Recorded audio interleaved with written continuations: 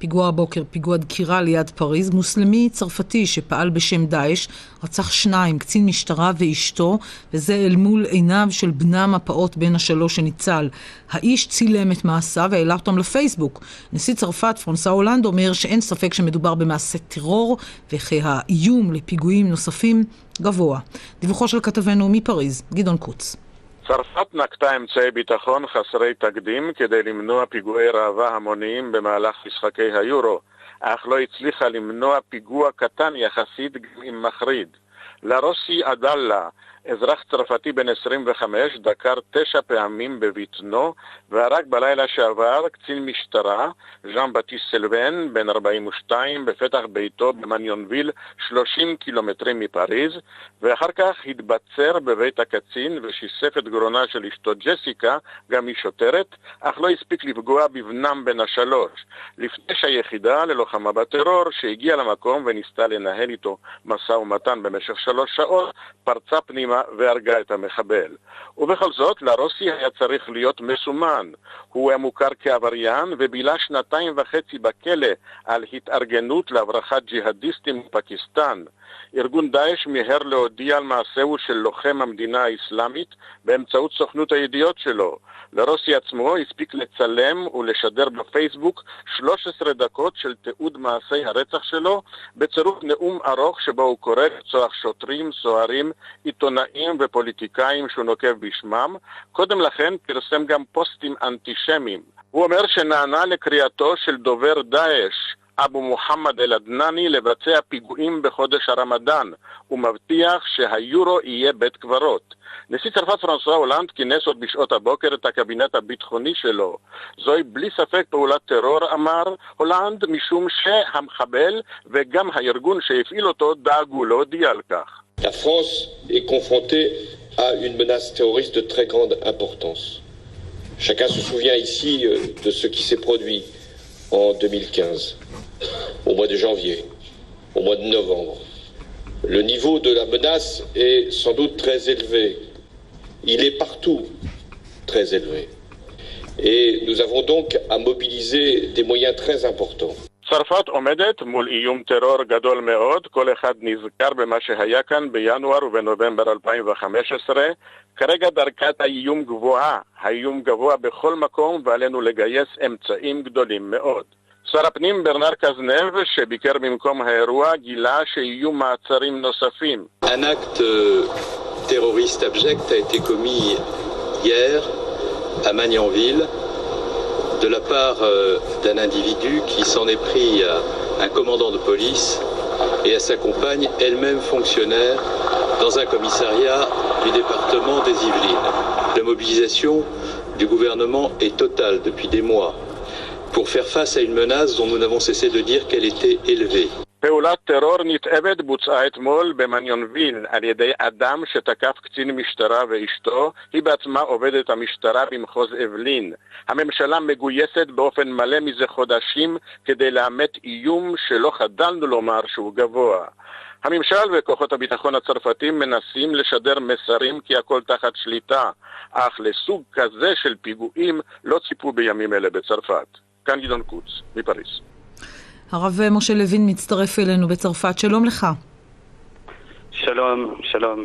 מנכ"ל ועידת רבני אירופה, אתה גם יועץ מיוחד לרב הראשי של צרפת, ואני רוצה לשאול אותך תחילה, הרב לוין, מה אתה שומע בתקשורת המקומית? האיש הזה פעל לבד, כמו שאתם שומעים, היו לו סייענים, מה אומרים בשעות האחרונות?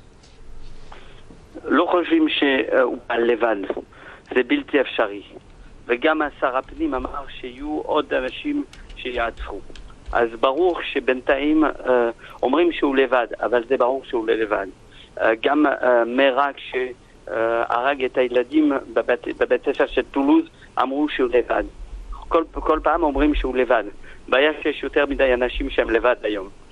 וכנראה שהוא לא לבד. אז הרבה אנשים שהם לבד, אבל הם פועלים בשם לפחות של הארגון האכזרי הזה, דאעש, או ארגונים אסלאמיסטים קיצוניים אחרים. מה קורה בצרפת, או מה יש בצרפת, הרב לוין, שהופך אותה בשנים האחרונות לכן של טרור, עם אירועי טרור נוראים, בטקלן, שרלי אבדו, היפר כשר, טולוז שהזכרת ואחרים. נכון, כי את יודעת שהמוטו של צרפת זה חופש, שוויון ואחווה. זה המוטו של צרפת. וזה מה שיוצר את הבעיה. הבעיה חופש, זאת אומרת חופש הדת, חופש של העיתונאים, וכל זה מייצג צרפת. וצרפת לוחמת נגד דאעש.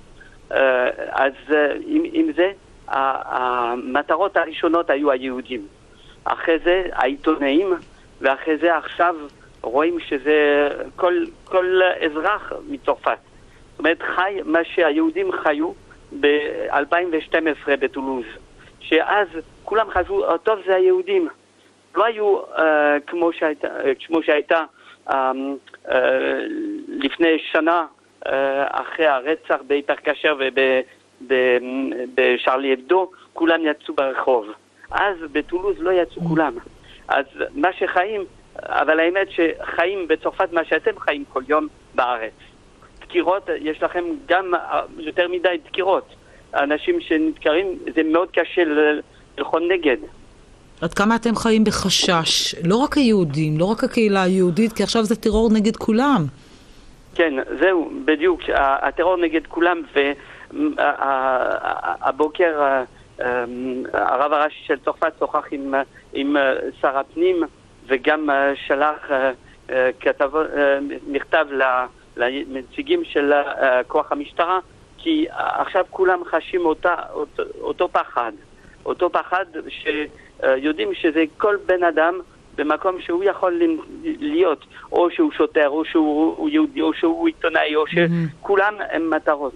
העיקר להם זה להרוג הכי הרבה אנשים. השלטון הצרפתי חושב לעשות איזה שהם שינויים בחוקה, בחוקים, אפילו בשלושת הערכים המקודשים האלה של חירות, שוויון ואחווה, להוסיף להם עוד ערכים, הערך לחיות לפני כולם. נכון, עשו שינוי בחוק לגבי מה שיש לכם המוסד. בצרפת שינו חוק לקבל נתונים יותר מהכוח המשטרתי הסודי. אז על זה שינו את החוק כבר. וחושב שאם עוד קצת זמן, יש יותר אנשים עכשיו שעומדים בזה, ויש יותר אפשרויות משהיה קודם. חיים בפחד? חיים בפחד, הרב לוין. האמת שאני גם רב של קהילה לא קטנה עם יותר מ... איזו קהילה? קהילה לורנסי בפרברי פריז, באזור מזרח, ובקהילה שלי היו יותר מ-300 איש בשבועות, היומיים. זאת אומרת שאנשים באים... שבאו לחגוג בבית הכנסת ובאירועים? באו, כן, נכון, באים לחגוג, ממשיכים את החיים כמו שצריך להיות. טוב, מול כל בית כנסת יש גם חיילים, אז מרגישים שהממשלה עושה כל מה שהיא יכולה להגן על הקהילה היהודית, להגן על מה שאפשר לעשות.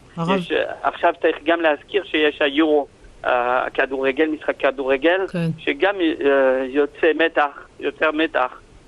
מתח ואלימות ופצועים וטרור מסוג אחר. נכון. כן. הרב משה לוין, תודה רבה שהצטרפת אלינו. בשמחה. יום טוב, תודה. דוקטור אפרים הררה, שלום. שלום, צהריים טובים. מחבר הספר ג'יהאד בין הלכה למעשה, איך דוקטור הררה, דאעש, ארגון קטן, אכזרי, כמעט הייתי אומרת שבתחילה הביטחוניסטים אפילו זלזלו בו, למרות אכזריותו, איך הוא הפך לארגון שמאיים על כל העולם. הסיבה היא ברורה, אין מאפשרים לאסלאם לממש את השאיפה שלו להשליט את הדת של מוחמד על העולם כולו, וזה אפשרי רק כשיש מנהיג לאסלאם. ואבו בכר אל-בגדדי הצהיר שהוא המנהיג של האסלאם, הוא מקבל שבועת אמונים מארגונים שונים, ממוסלמים שונים מכל העולם, וזו הסיבה שהוא הפך להיות מעצמה במזרח התיכון, שלמרות אלפי הפצצות של הצבאות הכי חזקים, הוא עדיין שורד. ורשויות ושלטון וממשלים ומדינות לא הבינו שצריך להילחם בדאעש באמצעים נוספים חוץ מהאמצעי הביטחוני? תראי, האמצעי המשמעותי ביותר שצריך להפעיל זה כוחות קרקע, והמערב איננו מוכן להפעיל כוחות קרקע בבוץ הסורי-עיראקי, ולכן הם לא מצליחים. הסיבה נוספת היא שהרבה מוסלמים, יש במערב, יש הרבה מוסלמים שמקבלים את הדמוקרטיה, את הערכים, והם נאמנים למדינתם, אבל יש אחוז לא זניח של מוסלמים שלמרות שהם נתינים של המדינה שערכה אותם, כמו של המחבל באורלנדו והמחבל עכשיו... המחבל באורלנדו הוא לא נתין, לא מערכים אותו. הוא אזרח אמריקאי. הוא נולד שם, בדיוק, זה יותר ממערכים אותו. נכון, כן. זה מה שאני אומר. כן. זה אזרחים של המדינה שבוגדים במדינה שלהם, וזה נובע מהסיבה העמוקה היא שזה מה שמלמדים אותם במסגדים ובבתי ספר האסלאמיים במערב.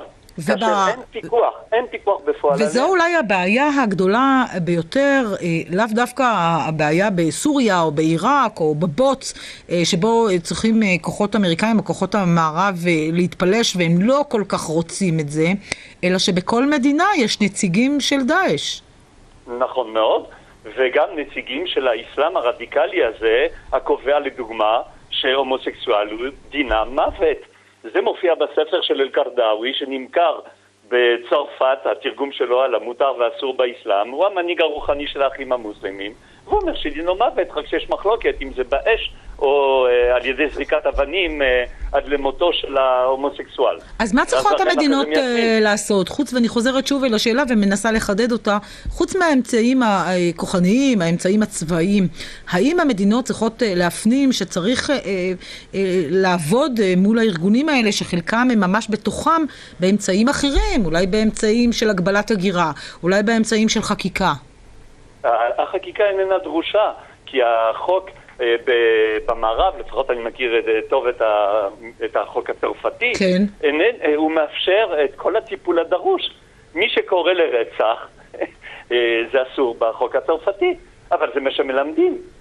זה מה שמלמדים. אבל עד שאתה מגיע לאותו אדם שקורא לרצח, יש כמה חוקים אחרים שמגנים עליו, על פרטיותו, וקשה מאוד להגיע לאנשים. הרי זו חלק מהבעיה. תראה כמה זמן בבלגיה אחרי הפיגוע בבריסל לקח זמן להגיע לאנשים כי אי אפשר היה להיכנס לבתים שלהם או למחשבים שלהם בגלל חוקי פרטיות. זה נכון, אבל מצד שני רובם של המחבלים היו ברשומות של ארגוני הביטחון של למעשה ארגוני המודיעין שידעו עליהם. חלק נכלאו, המחבל עכשיו בצרפת שפגע בשוטר ובאשתו, שגם היא הייתה שוטרת, הוא היה רשום, הוא כבר נכלל למספר שנים. הוא היה ידוע כמחובר לרשע לארגונים ששולחים מוסלמים להילחם לצד המדינה האסלאמית. לכן פה הבעיה, לדוגמה, אותו שוטר הוא שוטר באזור שהוא אזור אין חוק. האזור של לימורו בצרפת הוא אזור אין חוק, המשטרה לא נכנסת שם בלילה. היא לא נכנסת. היא לא נכנסת מחשש? מחשש, משני דברים. אחד, מי חי שם, מהגרים מוסלמים? יש הרבה מוסלמים, אבל גם צרפתים שהם אינם מוסלמים, ויש שם כנופיות פשע וארגונים אסלאמיים. הם גם מקבלים, לדוגמה, המסגד הגדול שנמצא במונט לג'ולי, שזה האזור שם, הוא מומן ברובו על ידי ערב הסעודית, ומה שמלמדים שם זה האסלאם הווהאבי, ואבן תימיה אמר שהומוסקסואל הוא חייב מוות, בין שהוא נשוי, בין שהוא לא נשוי.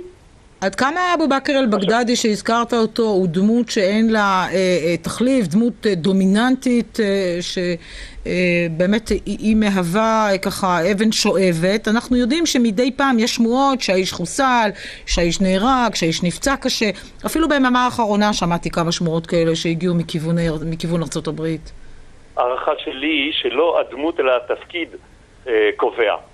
אם הוא יחוסל, יבוא אחד במקומו. החשוב הוא שיש חליפות מחדש, והחליפות מאפשרת לממש את השלטת האסלאם. כי אחרת רק הג'יהאד ההגנתי מותר. אבל מה מושך אזרח אמריקה, או אזרח צרפת, או אזרח בלגיה, מוסלמי, להתחבר לעניין הזה? תחשבי, את צריכה להיכנס למושגים הדתיים. הוא גדל על הדת, והוא, אומרים לו, אנשי הדת, שברגע שהוא משתתף, בפרט בחודש הרמדאן, שהוא חודש הג'יהאד והניצחונות, הוא משתתף בדבר הזה, הוא גואל את העולם. הוא גואל את העולם. אז זה פתאום נותן לו תפקיד חשוב, ממד היסטורי, ממד אפילו נצחי, שזה ממלא אותו, גם רוחנית וגם מעשית. אז זה מושך. דוקטור אפרים הררה, תודה רבה שהצטרפת אלינו לדיון, היה מעניין. תודה לך. תודה.